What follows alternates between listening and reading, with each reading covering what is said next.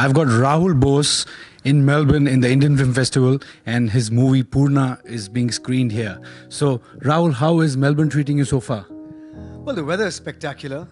It's a city I've always wanted to come to because being somebody who's crazy about sport, and my two favorite sports are rugby and cricket. And so, being here, and this is the footy season, of course, and not really the rugby season, but, it's really a city that I had picked in my brain as one of the cities in the world I wanted to come to. Notwithstanding the fact that you have one of the finest restaurants in the world, Attica, where I ate last night, and it was just a spectacular meal. So really, this city is one of the great world cities. I think food and sports go hand in hand, and you've had the best already last night. And rugby, as you said, you have passion for that, and we have footy passion here. So tell us something about your movie. We saw the trailers; it's spectacular. As you said, that it's not just the visuals, the content, the story. So what should people expect in this movie? It's just an unbelievable tale.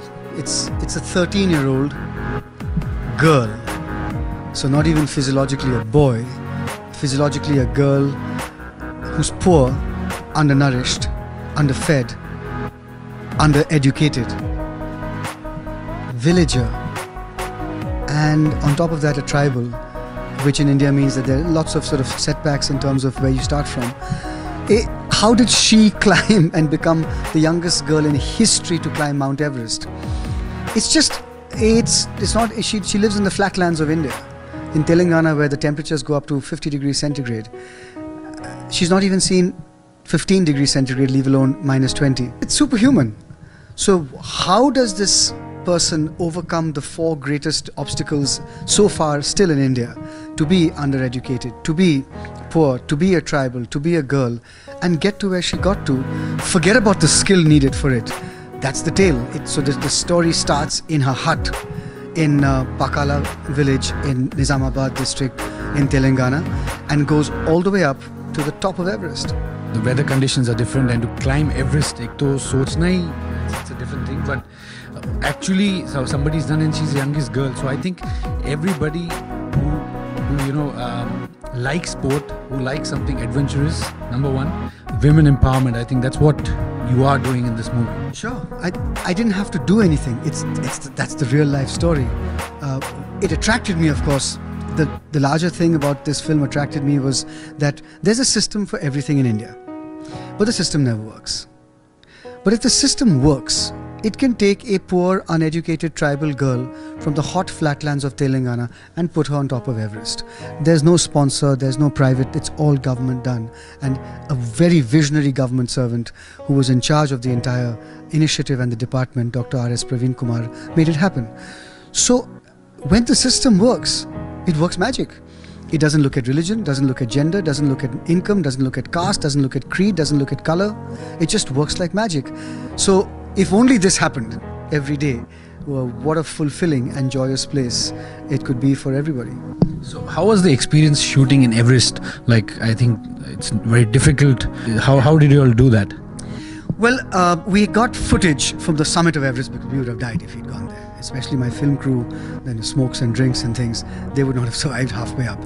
But we shot at about 15,000 feet in January in Sikkim to simulate the summiting and all of that stuff, mixed with real life footage all that footage from the summit is all real life footage, mixed with that. And it is equivalent to being base camp on Everest in the summer, which is June. So we actually froze our backsides off. We had 3 hours of light every day. We would climb at least 1,000 to 1,500 feet every day, thigh deep in snow. I had to hire 92 snowsuits from the Himalayan Mountaineering Institute of Darjeeling. The roads were covered with ice. Cars were sliding all over the place. It was the most harrowing shoot of my 24-year career. It was incredibly difficult. But it pays off because you know that, wow, you feel you're there. I think the message you're trying to put out there, it makes sense, like women empowerment and, youngest girl, which is a true story. and I think people should respect women and see them that whatever they want to do, they can do, and let them do it. You know, when Poorna was asked in her second interview when she came back off the summit that why did you do this, she answered in Hindi, क्योंकि मैं दिखाना चाहती थी कि लड़कियां कुछ भी कर सकती हैं.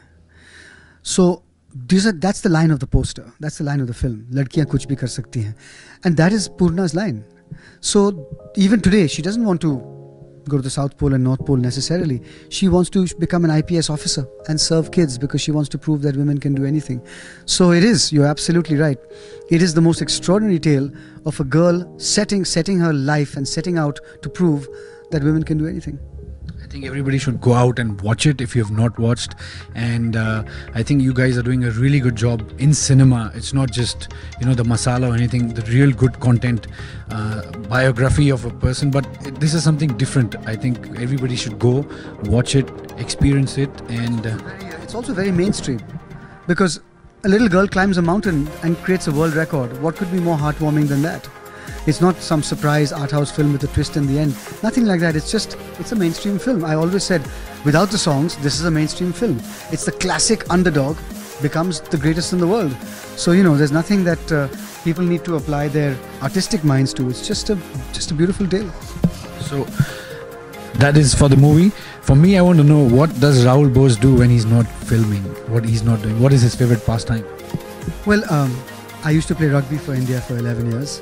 And I'm going to be playing this year, in fact 2 weeks after this. So it's rugby and occasional bouts of tennis. I learned basketball last week for the first time in my life. I trek, I play squash, which is my racket sport. I swim, I run, and I do my plyometrics and training on the ground. So that's all of that takes a lot of my time. I also have 2 NGOs. One is on child sexual abuse called HEAL. The other is called the Foundation of Underprivileged Children from Underserved Areas of the country, who we give education to for 17 years each. So those 2 NGOs take a lot of my time. Aside from this, the occasional piece of writing that I do for magazines, whether it's travel or satire or socio-political stuff.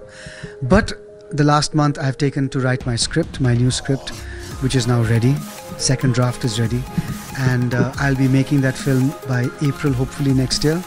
And it's a one-woman story. It's not a biopic, it's fiction. Yeah, that's good. We'll be waiting for it. But what was the last meal you have cooked? I've never cooked in my life. I've only cooked one meal, and that has been grilled chicken breast with soya, honey, and ginger. I only say it because Melbourne, cooking and... That's the one thing I've done. It wasn't bad at all, but I haven't gone back to the kitchen. That was about 4 weeks ago. But I will go back to the kitchen when I'm alone and nobody else has to try my food. I think you'll be good after eating last night's dinner. You'll get some inspiration. Now, what was the last searched page on your mobile or web browser? ESPN Cricket Info. Okay, so you're into cricket, yeah. Obviously, you have the interest for the sport. Thank you very much for giving us the time. Poorna, people should go and watch it. It's a really good movie. It's a mainstream movie. It's not an art movie. It's about women. They can do anything. And we wish you all the luck for the movie. Thank you so much. Very nice of you. Thank you.